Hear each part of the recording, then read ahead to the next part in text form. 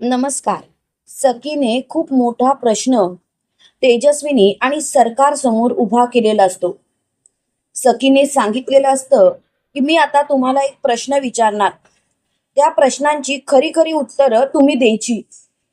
तेव्हा मात्र तेजस्विनी बोलते, सखी बाळा तू कोणताही प्रश्न विचार, मी तुला लगेच उत्तर असं जेव्हा तेजस्विनी बोलते तेव्हा मात्र सरकार मोठ्याने बोलते, मी सुद्धा देणारच. तेव्हा मात्र सरकारच्या बोलण्यामध्ये कॉन्फिडन्स अजिबात दिसत नसतो. त्यावेळेला मात्र तिला चांगलाच धक्का बसलेला असतो. त्यावेळेला लगेच कान्हा बोलतो, काय झालं सरकार, पायाखालची जमीन सरकली का? तेव्हा सरकार बोलते, कान्हा तू जरा शांत बस आणि तुला मध्ये मध्ये बोलायची गरजच काही. तेव्हा लगेच सखी बोलते, कान्हा प्लीज जरा शांत बसशील. हे बघा, मी तुम्हाला आता जे प्रश्न विचारणार आहे त्या प्रश्नांची उत्तरं तुम्ही या चिठ्ठीमध्ये लिहायची.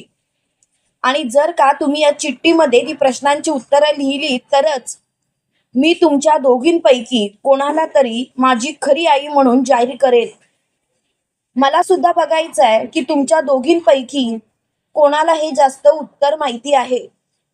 तेव्हा मात्र तिची चांगलीच बोबडी वळलेली असते आणि ती राघव कामत बद्दल प्रश्न विचारते. तेव्हा सरकारने सुद्धा उत्तर लिहिलेलं असतं आणि तेजस्विनीने सुद्धा उत्तर लिहिलेलं असतं.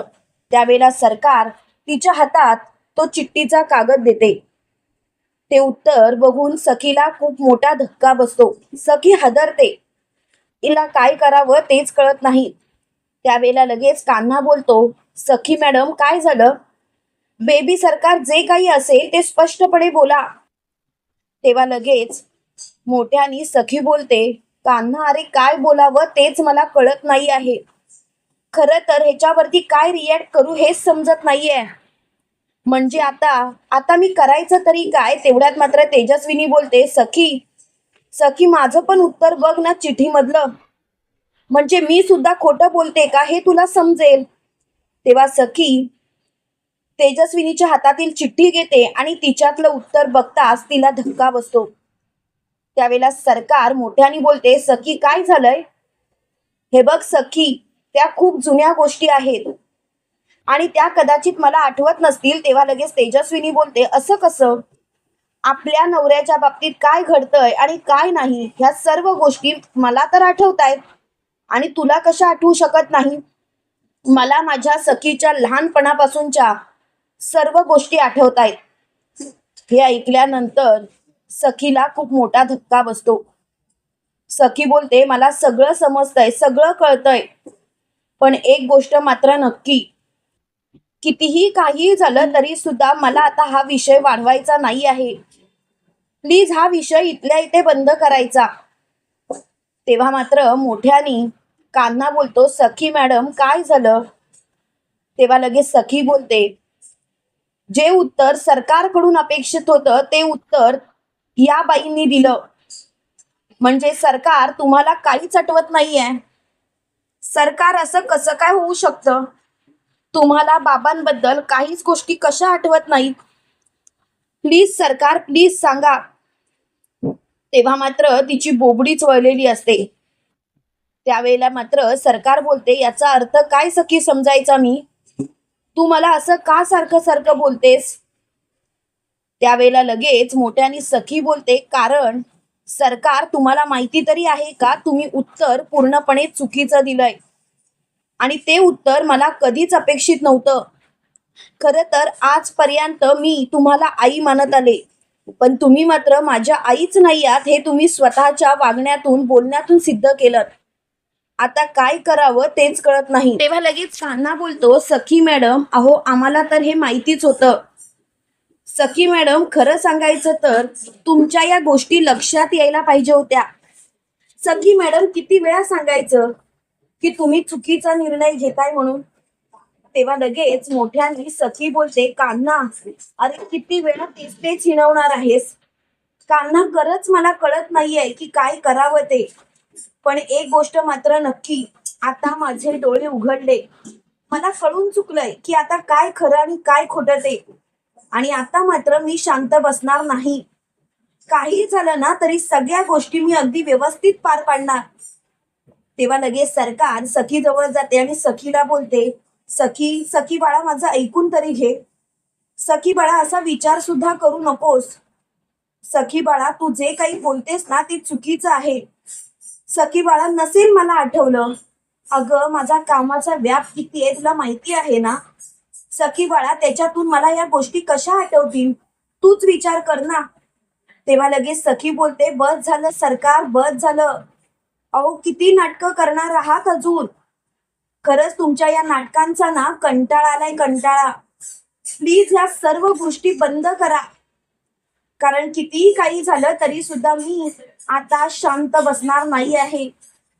तेव्हा मात्र सखीला खूपच राग आलेला असतो. त्यावेळेला तेजस्विनी बोलते, मनस्विनी किती दिवस या खोट्याच्या आधारावर राहणार आहेस. मनस्विनी कितीही खोट्याचा आधार घे तरी सुद्धा तू माझ्याशी पंगा नाही घेऊ शकत. शेवटी मीच तेजस्विनी कामताई ही गोष्ट तू लक्षात ठेव. हे ऐकल्यानंतर सरकार तेजस्विनीच्या अंगावर धावत जात असते. तेवढ्यात मात्र सखी मधी पडते आणि सखी मोठ्याने बोलते, बस झालं. आता हा विषय ताणायचा नाही हा. आता हा विषय इथल्या इथे बंद करायचा. आणि काय चाललंय सरकार तुमचं, तुम्हाला काय वाटलं तुम्ही प्रत्येक वेळेला दादागिरी कराल आणि सगळ्यांची तोंड गप्प कराल. सरकार माझ्या समोर जे काही दिसतंय ना त्या गोष्टीवरती मी विश्वास ठेवते. आता मात्र तुम्ही या परीक्षेमध्ये हरलात हे कबूल करा आणि आत्ताच्या आता माझ्या घरातून कायमचा हद्दपार व्हा. तेव्हा लगेच सरकार सखीकडे बघून हसायला लागते आणि त्या तिच्या खुर्चीवर जाऊन बसते आणि मोठ्याने बोलते, काय या घरातून मी हद्दपार व्हायचं, मी हे साम्राज्य मी उभं केलंय सरकारने. आणि सरकार कधीच कोणाच्या तालावरती नाचत नाही तर सगळ्यांना तालावरती नाचवते. तेव्हा लगेच सखी बोलते, ह्याच तर तुमचा गैरसमज आहे ना. माणसं जपण्यापेक्षा तुम्हाला तालावरती नाचवायला खूप आवडतात. खरंच तुमच्या या गोष्टीचा मला खूप त्रास होतो, पण तुम्हाला मात्र या गोष्टीच कळत नाही. तेव्हा मात्र तिची खूपच चिडचिड झालेली असते. त्याच वेळेला ती मोठ्याने बोलते, बस झालं आता. काय चाललंय सखी तुझं, येता जाता तू हिचंच कौतुक करतेस. त्यावेळेला सखी बोलते, का तुम्हाला काही गोष्टी माहिती नाहीयेत सरकार. प्रत्येक वेळेला तुम्ही स्वतःचा विचार करताय पण जरा तरी माझा विचार करा. सरकार तुम्ही जर का माझा विचार केला असता तर कदाचित ही वेळच आली नसती. त्यावेळेला लगेच सरकार बोलते, तुझा विचार करायचा म्हणजे नक्की काय करायचं ते सुद्धा सांग ना. कारण तुझ्या या गोष्टींचाच त्रास होतोय.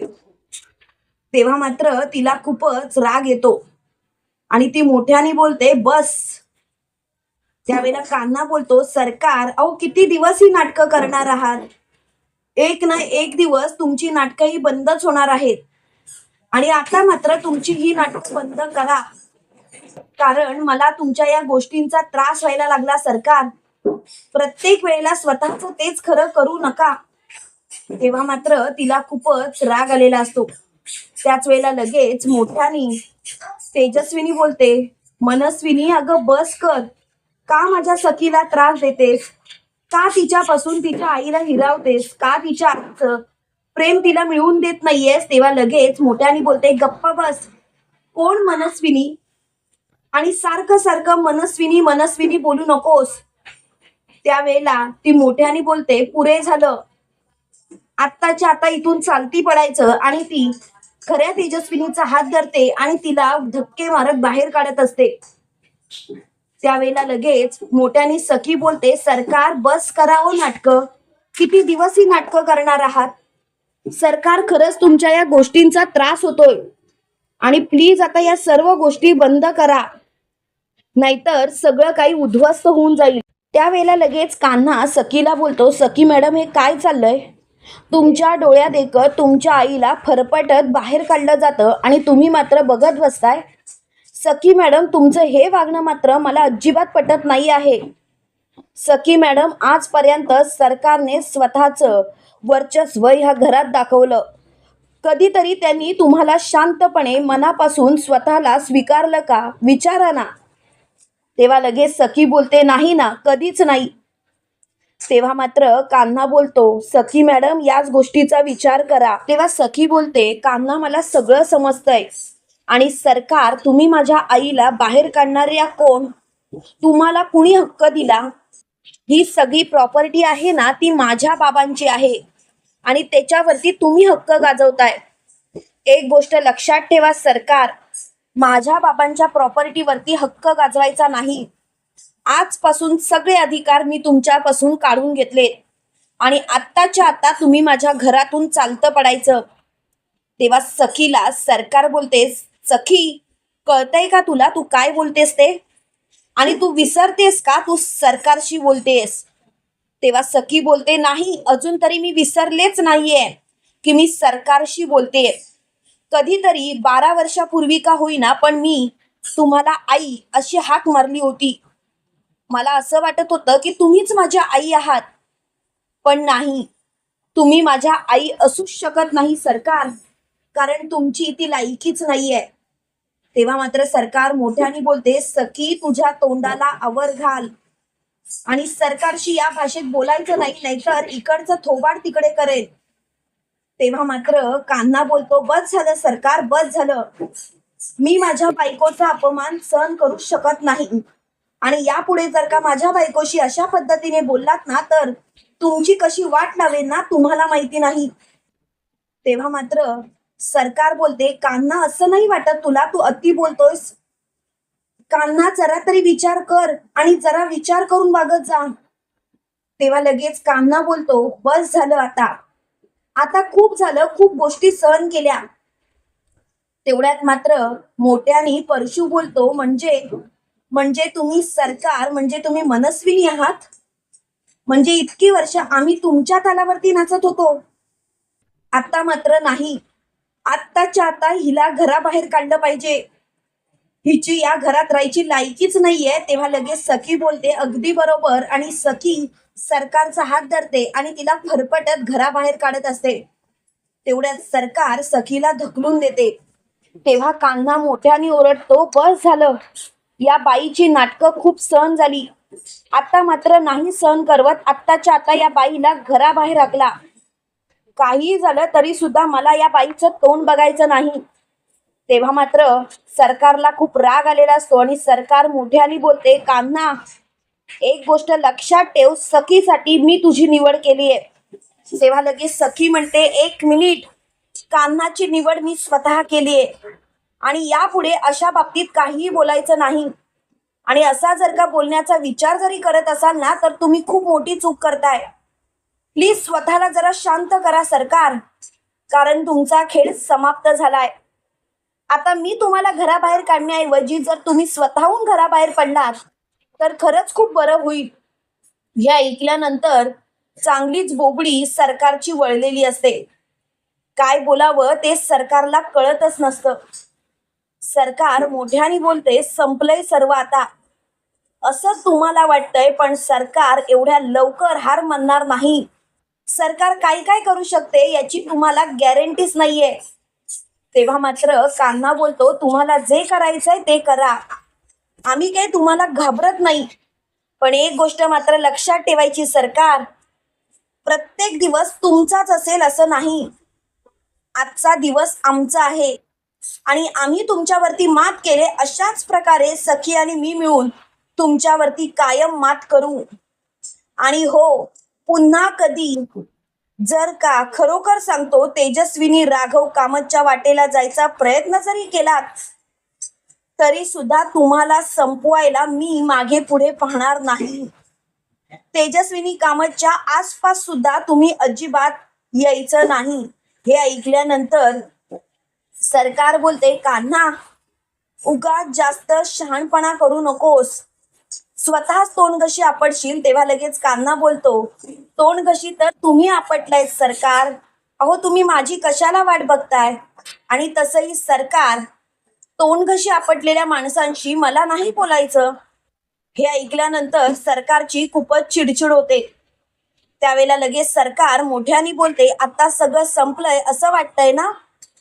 पण आता मात्र कोणत्याच गोष्टी संपलेल्या नाहीयेत. सगळं काही संपलंय असं तुम्हाला वाटतंय. बघा, एक दिवस माझा येईल. तेवढ्यात मात्र सखी जोरात सरकारला ढकलून देते आणि सरकार तोंडावरती पडलेली असते. त्यावेळेला सरकार मोठ्याने बोलते, सखी तुझी हिंमत कशी झाली मला हात लावायची? तेवढ्यात मात्र सखी बोलते, अजून तुम्ही माझी हिंमत कुठे पाहिलीये? हिंमतच पाहिजे असेल ना तर एक गोष्ट लक्षात ठेवायची, जग इकडचं तिकडे करीन, तुम्हाला उद्ध्वस्त करेल, माझ्या वाटेला जायचा प्रयत्न सुद्धा करायचा नाही. तेव्हा मात्र तिला खूपच राग आलेला असतो. त्यावेळेला लगेच सखी मोठ्याने बोलते, आता सगळं काही संपल्यात जमा आहे, आता हा विषयच मला वाढवायचा नाहीये, प्लीज या सर्व गोष्टी इथल्या इथे बंद करा. तेव्हा मात्र तिची खूपच चिडचिड झालेली असते. त्यावेळेला लगेच सखी खूपच चिडते आणि शेवटी सरकारच्या तोंडावरती दरवाजा जोरात आपटते आणि सरकारला बोलते, सरकार कायमचं इथून हद्दपार व्हायचं आणि पुन्हा कधीच आमच्याशी वाकड्यात शिरायचं नाही. तेव्हा लगेच सरकार बोलते, सखी आता जे काही चाललंय ना ते बंद कर, कारण आता गोष्टी तुझ्या हाताबाहेर गेल्यात सखी आणि तुला आता कोणीही माफ करणार नाहीये. तेव्हा मात्र सखीला खूपच राग आलेला असतो. सखी मोठ्याने बोलते, कान्हा या बाईचं मला काही ऐकायचं नाही, आणि सखी स्वतःच्या आईला मिठी मारते आणि आई अशी हाक मारते. तेव्हा तेजस्विनीच्या डोळ्यातून पाणी येतं. तेजस्विनी सखीला बोलते, सखी गेली 12 वर्ष आई ही हाक ऐकण्यासाठी माझे कान अगदी तरसले होते, पण आज मात्र साईबाबांनी ही इच्छा माझी पूर्ण केली.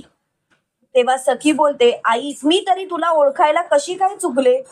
तेव्हा लगेच कान्हा बोलतो, सखी मॅडम अहो यामध्ये तुमची काहीच चूक नाही, तुम्ही स्वतःला जबाबदार का ठरवता? सखी मॅडम प्लीज स्वतःला शांत करा ना. तेव्हा मात्र सखी खूपच चिडलेली असते. तुम्हाला काय वाटतं मित्रांनो, खरोखर सरकारचा खेळ कायमचा समाप्त झालाय की खरोखर पुन्हा एकदा राघव कामतच्या घरामध्ये सरकारची एंट्री होईल? कमेंट करून नक्की कळवा आणि असेच मालिकेंचे नवनवीन अपडेट पाहण्यासाठी व्हिडिओला लाईक आणि चॅनलला सबस्क्राईब करायला विसरू नका. थँक्यू.